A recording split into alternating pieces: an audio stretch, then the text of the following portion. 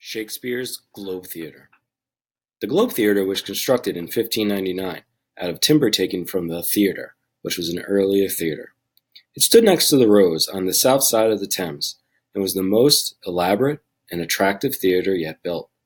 The Globe was designed and constructed for the Chamberlain's men by Cuthbert Burbage, son of the theatre's creator, James Burbage.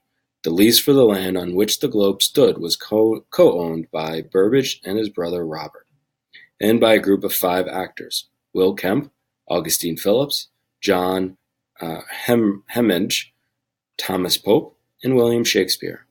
Much of Shakespeare's wealth came from his holdings in the Globe. The Globe was the primary home of Shakespeare's acting company beginning in late 1599, and it is a possibility that As You Like It was written especially for the occasion. On June 29th, 1613, during a performance of Henry VIII, a misfired cannonball set the Globe's thatched roof on fire, and the whole theatre was consumed. Swift reconstruction did take place, and the Globe reopened to the public within a year, with the addition of a tiled roof. The new Globe Theatre lasted until 1644, at which time it was demolished and housing was quickly built where it once stood. Recent attempts have been made to recreate the Globe, and replicas have been built in Tokyo and in London. The outside of the Globe. The exterior appearance of the Globe can only be pieced together from sketches of the theatre found in sweeping Elizabethan city scenes, and the interior appearance from the drawing of the Swan Theatre.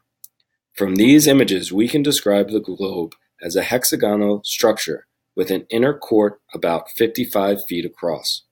It was 3 stories high and had no roof.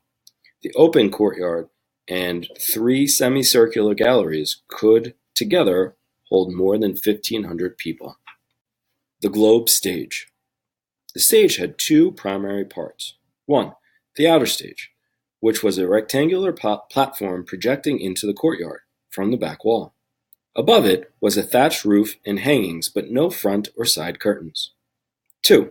The inner stage was the recess between 2 projecting wings at the very back of the outer stage. This stage was used by actors who were in a scene, but not directly involved in the immediate action of the play, and it was also used when a scene took place in an inner room. Underneath the floors of the outer and inner stages was a large cellar called Hell, allowing for the dramatic appearance of ghosts. This cellar was probably as big as the 2 stages combined above it, and it was accessed by 2 or more trapdoors on the outer stage and 1 trapdoor, nicknamed the Grave Trap, on the inner stage.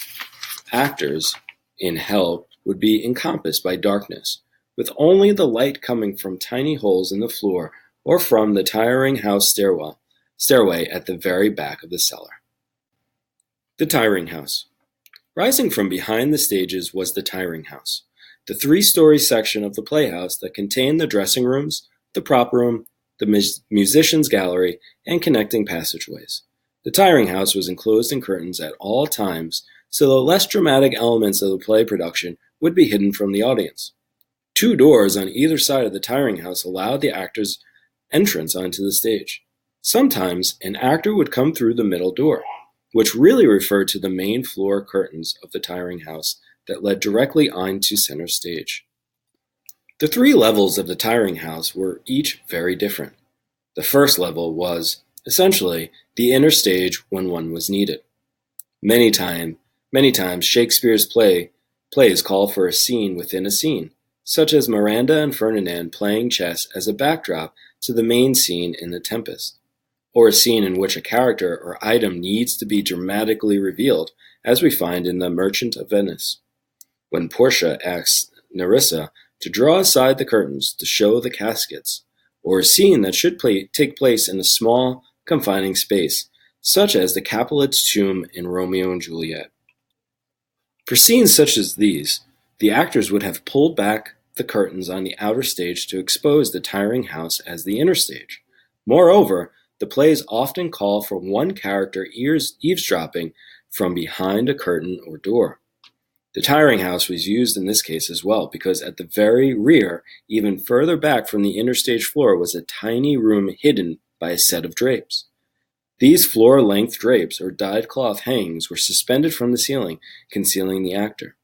The drapes of the first-floor tiring house would have hidden Falstaff in Henry IV when the sheriff comes to the door of the tavern, and would have cloaked Polonius right before he is killed by Hamlet in Act 3, Scene 4, just to name two situations.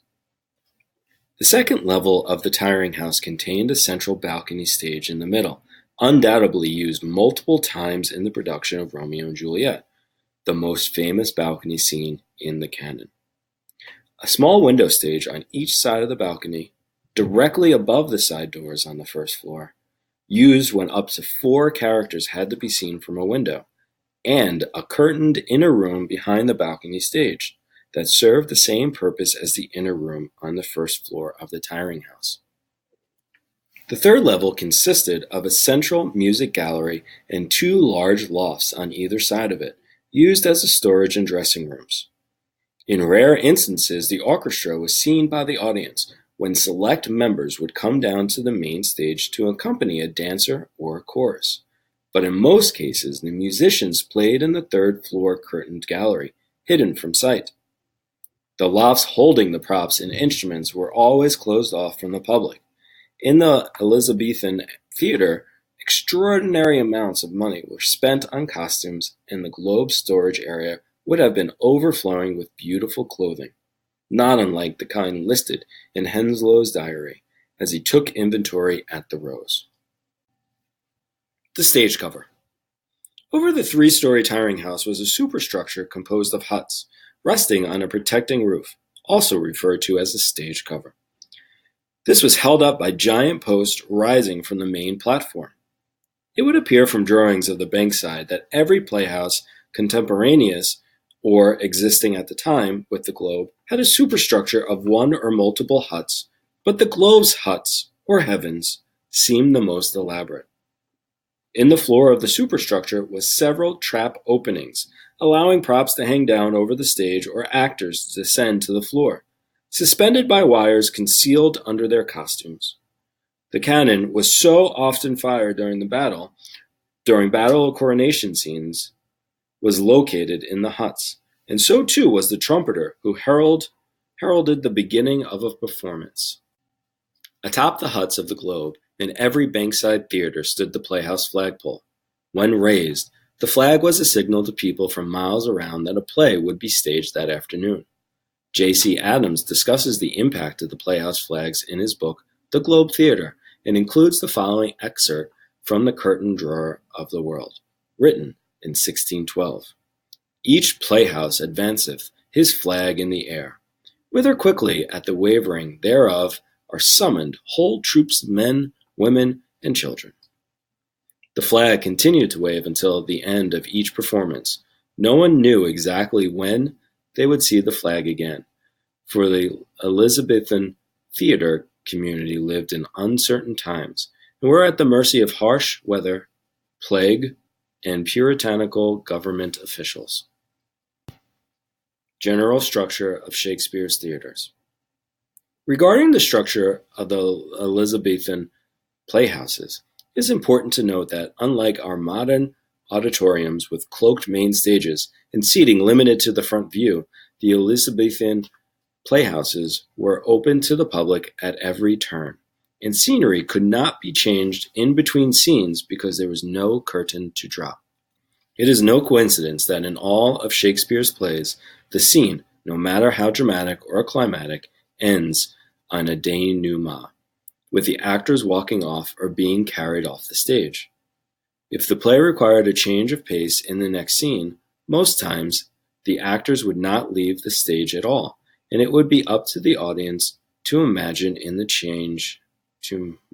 change had occurred. If props were used, they were usually placed at the beginning of the play, and oftentimes would become unnecessary as the performance went on, but would remain on stage regardless, as G.C. Moore-Smith mentions in the Warwick edition of Henry V. Properties either difficult to move, like a well, or so small as to be unobtrusive, were habitually left on the stage, whatever scenes intervened. For large objects that were vital in one scene but became an obstacle to the actors on stage in the next scene, it is most likely that the action was halted for their prompt removal. Due to the lack of props and scenery, the acting tropes relied very heavily on costumes. Even though Elizabethan audiences were deprived of eye-catching background scenes, they were never disappointed with the extravagant, breathtaking clothes that were a certainty at every performance.